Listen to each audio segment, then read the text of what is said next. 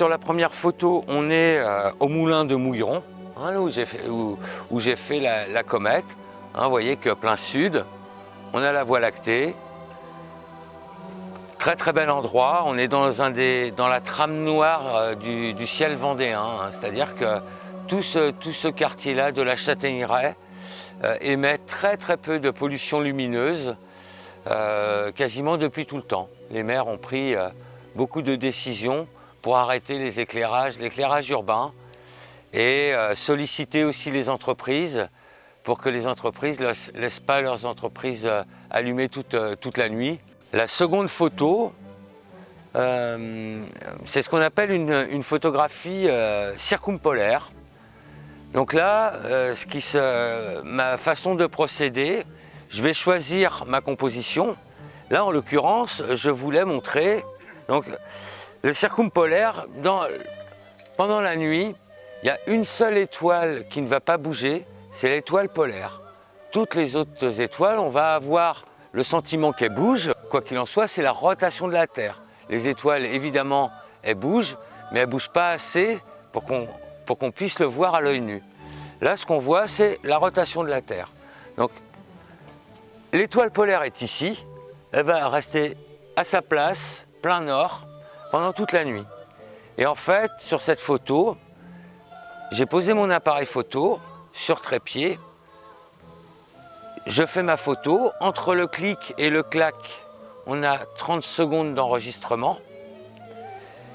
Et je vais faire ça une centaine de fois. Donc là, l'appareil travaille tout seul. Je vais faire 100 photos. Après, je vais les prendre.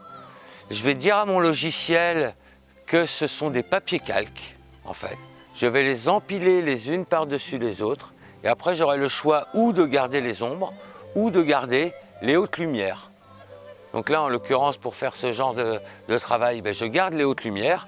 Et toutes les photos, si vous rapprochez un moment, vous allez voir qu'il y a des petits points qui s'accumulent, qui s'alignent les uns après les autres.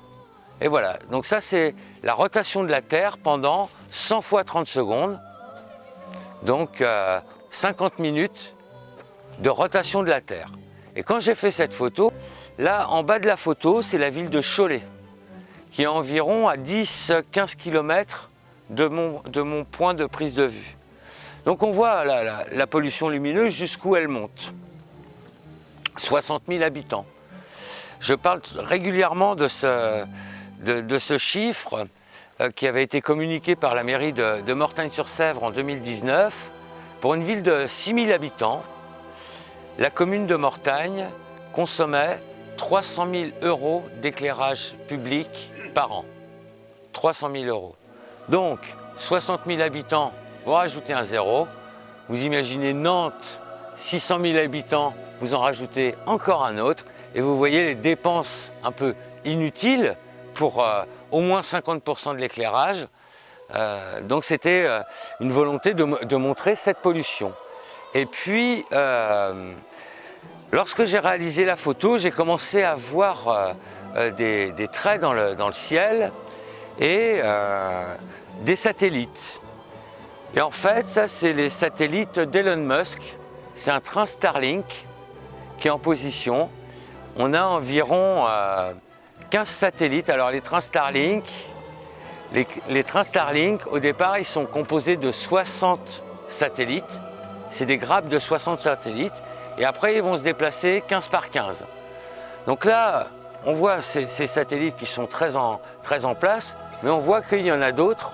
Et en fait, quand j'ai vu tous les satellites arriver, je me suis dit, tiens, Elon Musk, il est en train de me pourrir ma photo. Mais j'ai continué jusqu'au bout.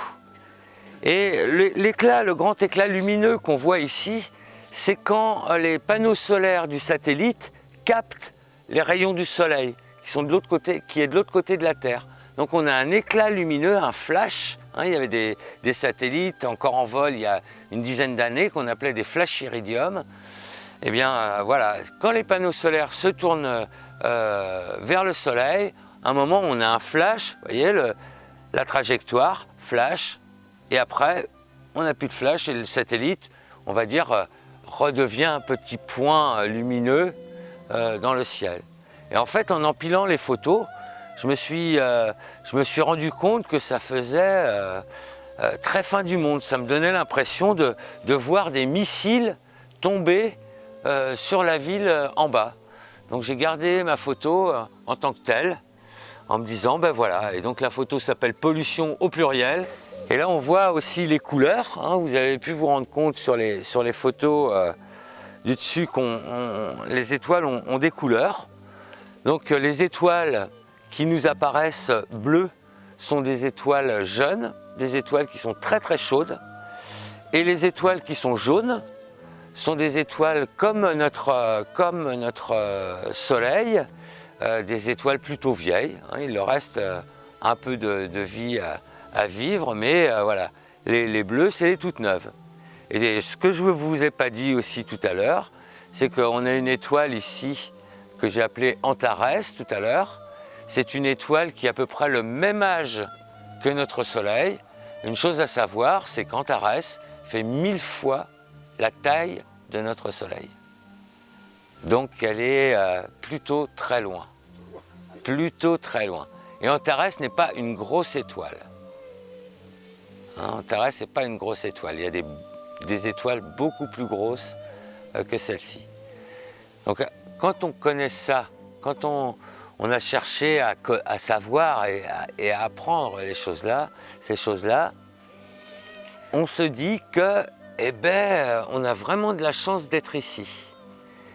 Parce qu'on est dans une galaxie, voilà, on pourrait considérer que chaque étoile a 4 ou 5 planètes. Donc dans notre galaxie, on a environ 200 milliards d'étoiles qui seraient susceptibles d'avoir 5 planètes chacune.